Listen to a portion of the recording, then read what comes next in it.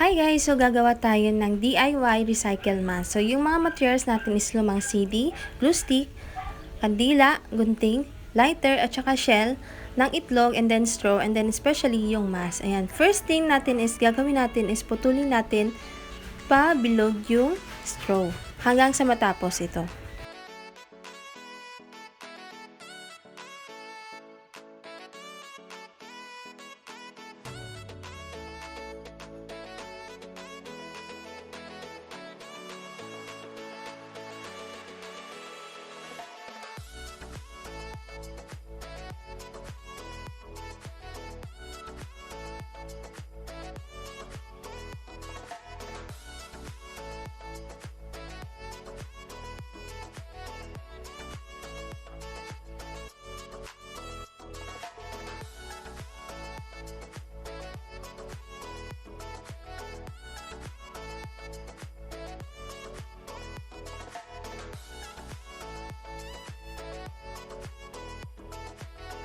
So, ayan guys, ito na yung finished product natin na para pang lay sa mask natin.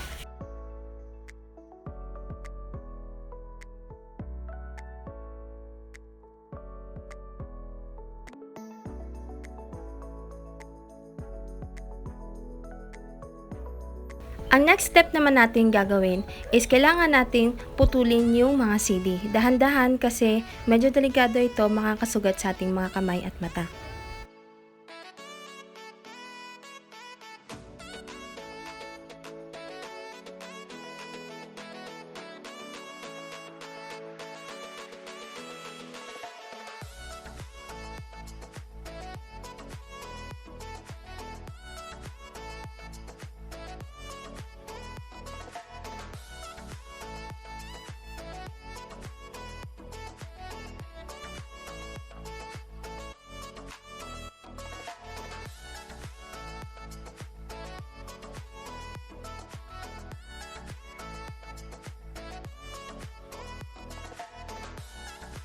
Tapos na natin lagyan ng CD yung mask and then yung next natin gagawin is lagyan natin ng straw sa gilid ng mask para maging maganda ito.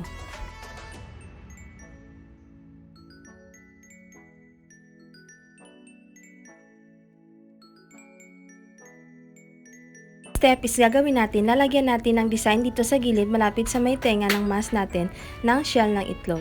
Ayan, gagawin natin is dudurugin na natin and then papadikitan ng glue stick.